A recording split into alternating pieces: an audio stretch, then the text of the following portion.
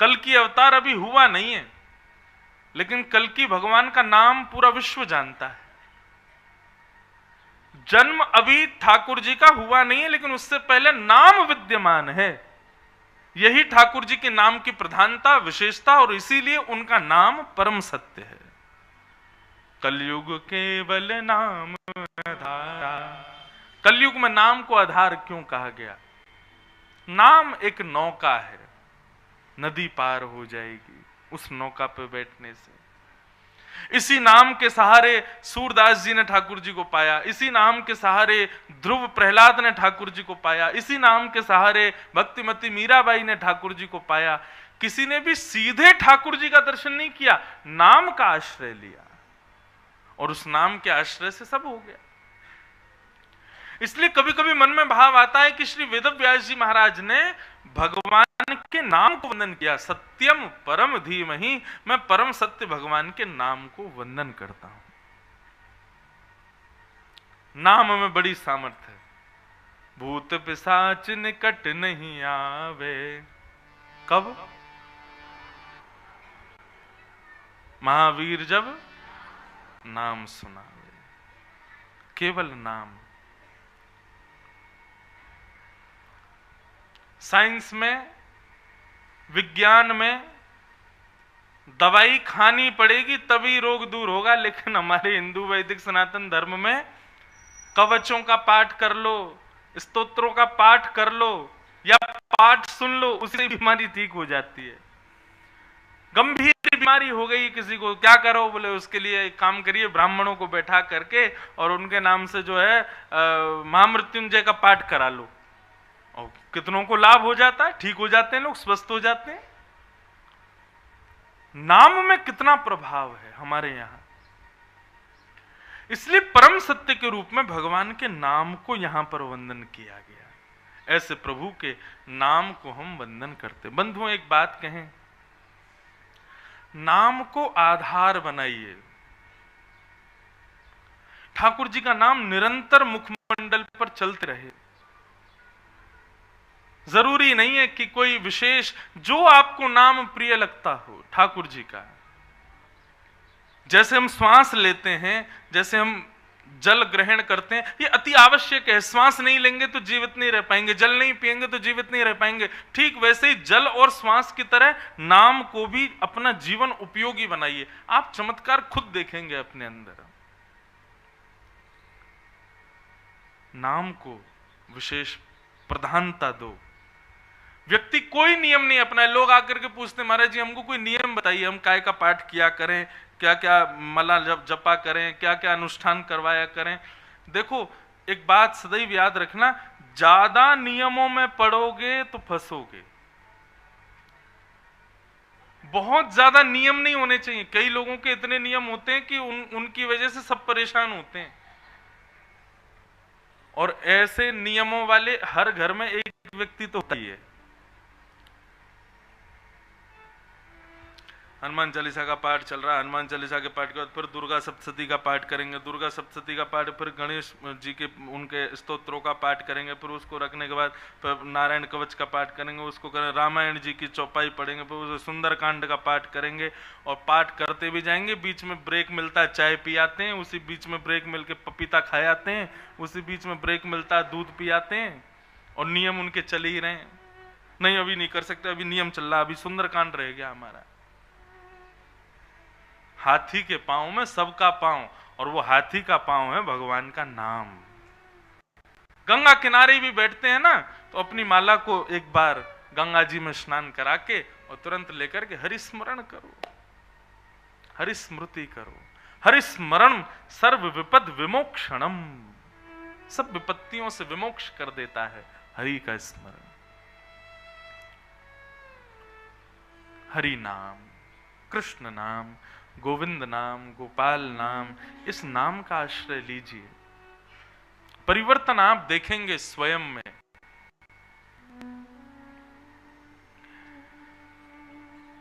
तो यहां पर सत्यम परम धीमहि के भाव से भगवान के नाम को वंदन किया,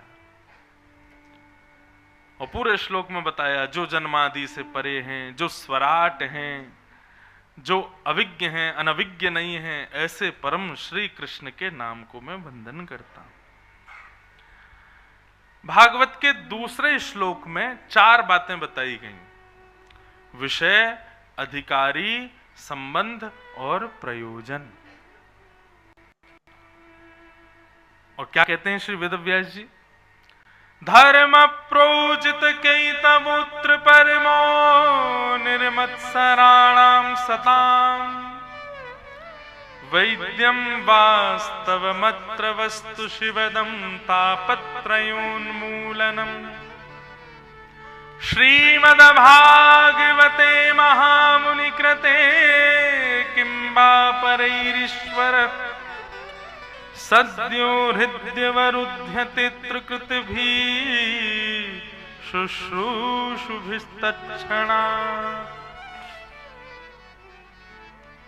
सबसे पहला भागवत का विषय, बहुत ध्यान से सुनिए। यहां पर इतने लोग बैठे हैं, आप लोगों को जब पता चला कि ऋषिकेश में कथा होने वाली है, आप सब लोग आए, अपने अपने घरों से आए हैं। किस कामना से आए हो? आपके मन का भाव क्या है? कथा सुनने के पीछे आपकी परिकल्पना क्या है? आपका विचार क्या है? आपका जो कोई भी विचार हो, लेकिन श्रीमद् भागवत आज्ञा करती हैं कि भागवत श्रवण के श्रोता का एक ही भाव होना चाहिए कथा सुनने के पीछे। ये कथा सुनने से मेरे पितृ मुक्त हो जाएं, ये कथा सुनने से मेरा व्यापार ठीक हो जाए, ये कथा सुनने से मेरे रोग दूर हो जाएं, ये कथा सुनने से मेरे घर में जो भी कलेश चल रहे हैं वो ठीक हो जाएं। इन सब कामनाओं से कथा कभी मत सुनिएगा। हम आपको हाथ जोड़ के निवेदन करते हुए कहते हैं, भागवत जी का पाठ करवाइए, ब्राह्मण देवताओं को बढ़िया दक्षिणा दीजिए, लेकिन संकल्प जब होता है तो उस समय पर आप आदि संसार की बातों को मत कीजिए। ब्राह्मण देवता तो पूछेंगे, उनका धर्म है कि आप क्यों करवा रहे हैं पाठ। आप स्पष्ट कह दोगे कि हम इसलिए, हम व्यापार वृद्धि के लिए करवा रहे हैं। उसी समय श्रीमद् भागवत का पूर्ण फल नष्ट हो जाता है। श्रीमद् भागवत की कथा किसी भी कामना से नहीं होनी चाहिए, निष्काम होनी चाहिए। यदि कभी ब्राह्मण देवता कहें कि आप किस लिए भागवत का पाठ करा रहे हैं, किस लिए अनुष्ठान करा रहे हैं, किस लिए गंगा स्नान कर रहे हैं, किस लिए कर रहे हैं सब, उस समय हाथ में जल लेकर के केवल एक भाव कीजिए कि श्री कृष्ण चरण कमलों में हमारी प्रीति हो। इसी भाव से हमको कथा सुनाइए, इसीलिए हमारा पाठ कीजिए। आप सही मानिएगा, इस भाव से आपने कोई अनुष्ठान आदि कुछ करवाया ना, आपके सारे भाव इसी में पूर्ण हो जाएंगे। कृष्ण मिल गए, अब और किसी वस्तु की क्या इच्छा। अपने पितरों की मुक्ति की कामना के लिए भागवत की कथा करवा रहे हैं या भागवत का पाठ करवा रहे हैं। सही मायने में जिस दिन आपने ब्राह्मण देवता को फोन करके कहा कि हमारे पितरों की मुक्ति के लिए पाठ करना है, उसी समय आपके पितृ मुक्त हो गए। पाठ के बाद मुक्त होंगे ऐसा नहीं है। जिस दिन आपके हृदय में कामना उत्पन्न हुई ना कि हमें अपने पितरों की मुक्ति के लिए या किसी भावना के लिए हमको कथा करानी है, उसी समय पितृ मुक्त हो जाते हैं। भागवत कोई ऐसा ग्रंथ थोड़ी है कि कथा पूरी होगी उसी के बाद लाभ होगा।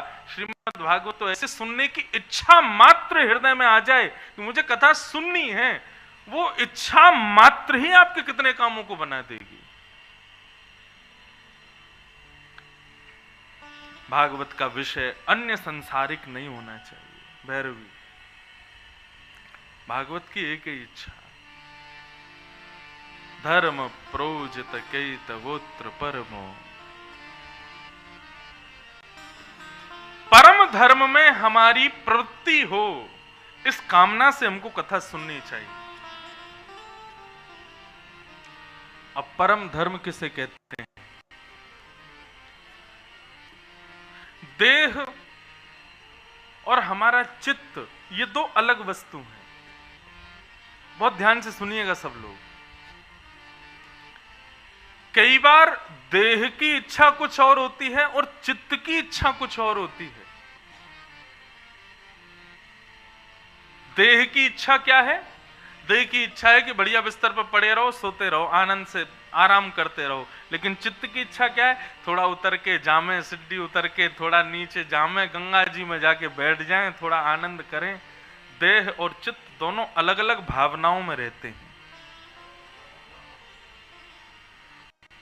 हम देह की कामना की पूर्ति के लिए या देह की उज्जवलता के लिए, देह की पवित्रता के लिए, देह की श्रेष्ठता के लिए जो कोई भी कर्म करते हैं वो धर्म कहलाता है।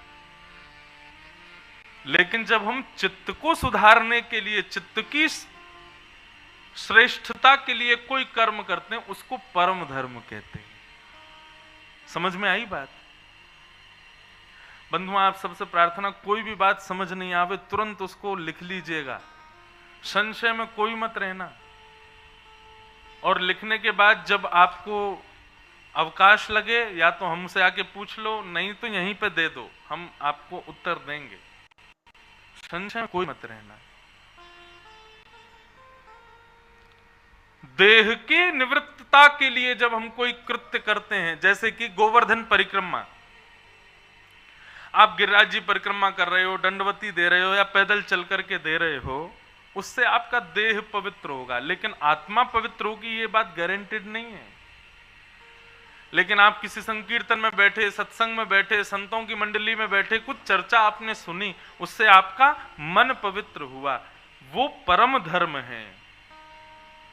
जहां पर चित्त की पवित्रता, चित्त की शुद्धता की क्रिया के लिए हम लोग कर्म करते हैं, वो परम धर्म कहलाता है। और जहां हम तन की विशेषता रखते हैं, तन की शुद्धता का भाव रखते हैं, वो धर्म कहलाता है। श्रीमद् भागवत का विषय क्या है? धर्म प्रौजित कैतवोत्र परमो। परम धर्म करने की इच्छा प्रकट होना, ये भागवत का विषय है।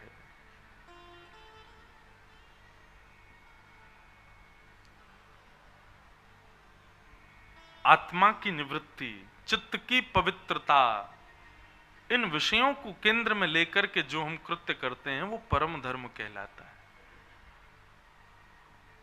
सीधी बात,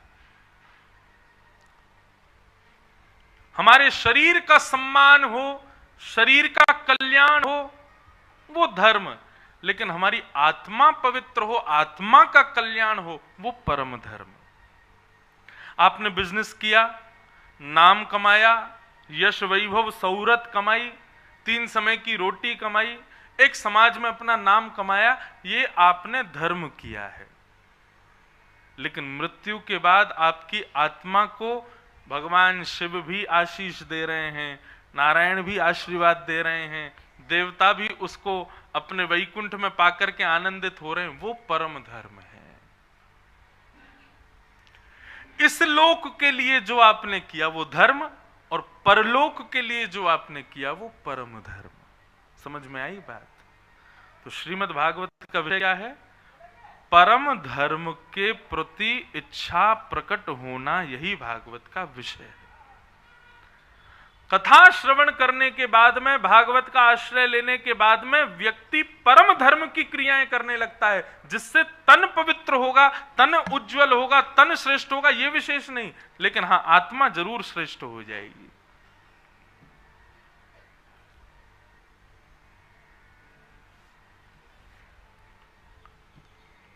सब लोग सावधानी से सुनो, इधर देखो, यहां देखो, कथा सुनो। एक सेकंड के लिए भी इधर उधर नहीं हुआ करो। मैं जैसे आपको देख रहा हूं, आप भी मुझे देखो, ना आपको मेरी नजर लगे, ना आपको आपकी मुझे लगेगी। हाँ, आप इतनी दूर से मुझे ही देखने आए और मैं इतनी दूर से आपको ही देखने आया हूं, इसलिए एक दूसरे को ही देखो।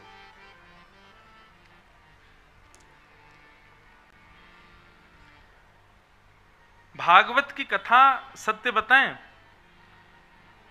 व्यास मंच पर बैठने का अधिकार अध्ययन प्रदान करता है। आप गुरुजनों से जो पढ़ते हैं वो आपको अधिकार देता है यहां बैठने का, लेकिन कथा कहीं अध्ययन से नहीं जाती, अध्ययन के भावों को मस्तिष्क में रख करके और श्रोताओं का मुखमंडल देख करके कथा निकलती है। ये क्या सुनना चाह रहे हैं, यहाँ कैसा माहौल बना हुआ है। यही कथा आप कहीं और वैष्णव जहां रसिक जन बैठे हो वहां सुनोगे तो वहां आपको अलग तरीके की कथा सुनने में मिलेगी, वहां पर रस चर्चा ही सुनाई देगी। तो इसलिए जैसी कथा सुननी है वैसे एक्सप्रेशन बना लेना, कथा वैसी ही होगी। बहुत ध्यान से सुनिए। भागवत का विषय क्या है? परम धर्म के प्रति अग्रसित होना। और परम धर्म क्या है? जहां पर शरीर की सुविधाओं का विचार नहीं कर रहे हैं, आत्मा को सुविधा मिले, आत्मा हमारी श्रेष्ठ हो, ये विचार जिन क्रियाओं में होता है उसको परम धर्म कहते हैं।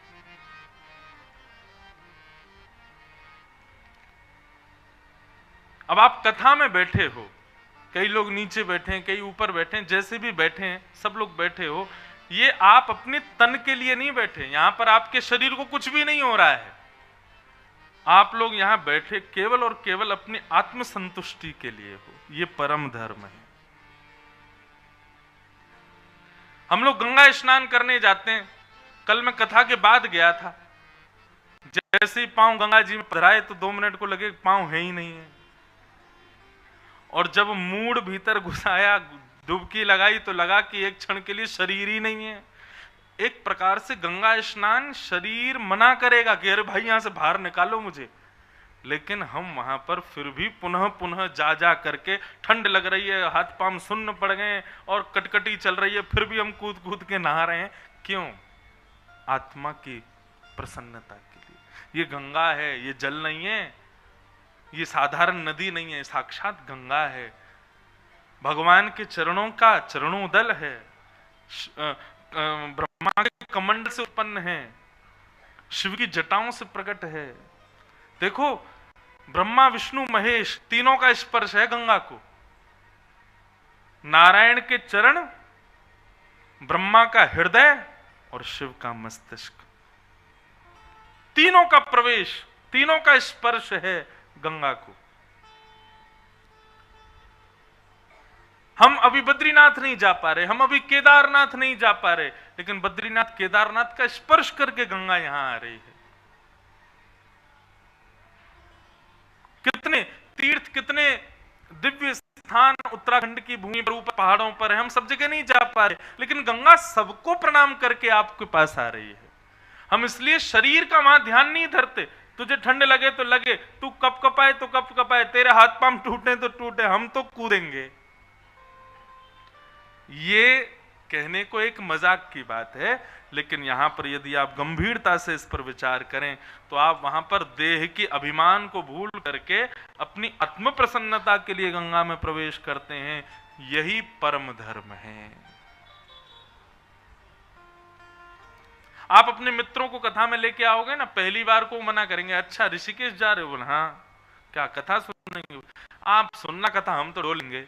वो कोई नहीं, एक दिन सुन लेना, तुम्हारा मन करे तो। हाँ ठीक है, पीछे बैठ के सुनेंगे। अब पीछे बैठ के वो कथा तो सुनते हैं, अब उनके लिए प्रायोरिटी देह है, उनके लिए चित्त प्रायोरिटी नहीं है। उनको ये है कि देह को घुमाना है। लेकिन जब वो कथा में बैठते हैं और थोड़ी बहुत देर कथा सुनते हैं तो उनके चित्त को प्रसन्नता होने लगती है। तब उनको लगता है देह का सुख सूक्ष्म है, चित्त को जब सुख मिलता है वो ब्रह्मानंद के समान होता है। वो आगे आगे बैठ के कथा सुनने लगते हैं। फिर ये परम धर्म।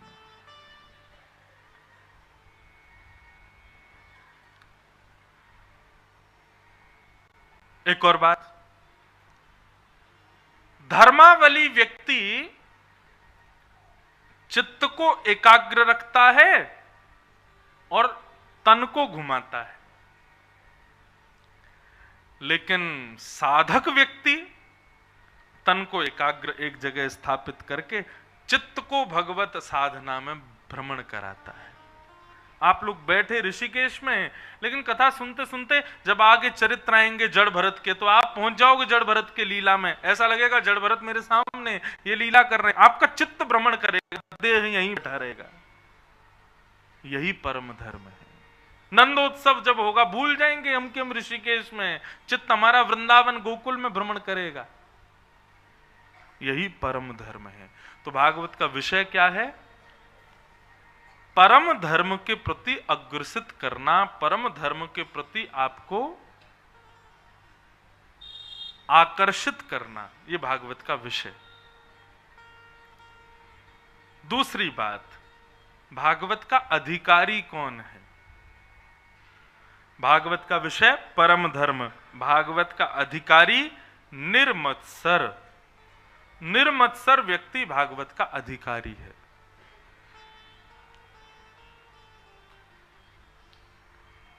आप सब लोग यहां बैठे हैं, लेकिन वास्तव में मैंने एक बात आज कथा के प्रारंभ में कही, आप कथा को स्वीकार करो, ये साधारण बात है। कथा आपको स्वीकार करे, ये विशेष बात है। कथा को सब सुन सकते हैं, लेकिन कथा किसको स्वीकार करती है? जिसके हृदय में निर्मत्सरता हो। और निर्मत्सरता किसे कहते हैं? एक दोष होता है मानव का, और वो दोष होता है मात्सर्य दोष। मात्सर्य दोष कैसा होता है? इसमें व्यक्ति अपने दुख से कम दुखी होता है, दूसरे के सुख से ज्यादा दुखी रहता है। वो इतना सुखी क्यों है? वो इतना सुंदर क्यों है? वो इतना अच्छा क्यों लग रहा है? वो इतना बढ़िया क्यों कर रहा है? वो इतना अच्छा कमा क्यों रहा है? उसके पास इतनी सब उपलब्धियां क्यों हैं? हम इसी बात से चिंता में बैठे हैं कि उसके पास ऐसा क्यों है। ये निर्मत्सर व्यक्ति का लक्षण है। ये ऐसे व्यक्ति मात्सर्य दोष से जो युक्त हैं, उनको कथा स्वीकार नहीं करती।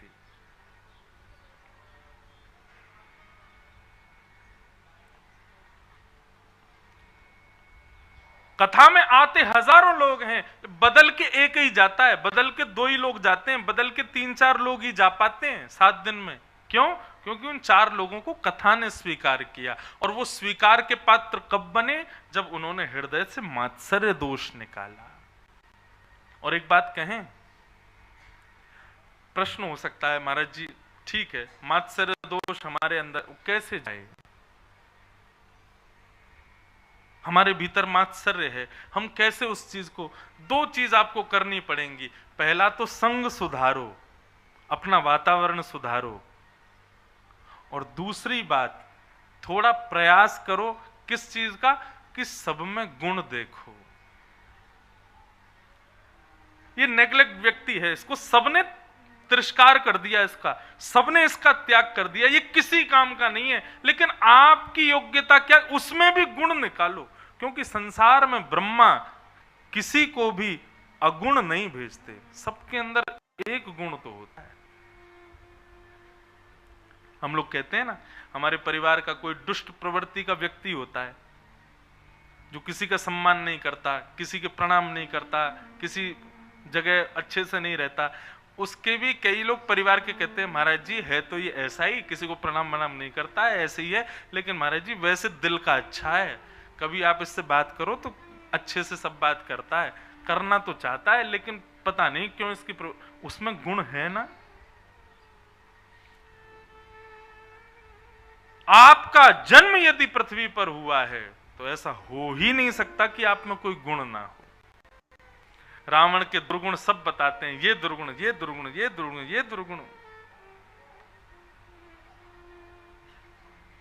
लेकिन उस रावण में भी गुण हैं।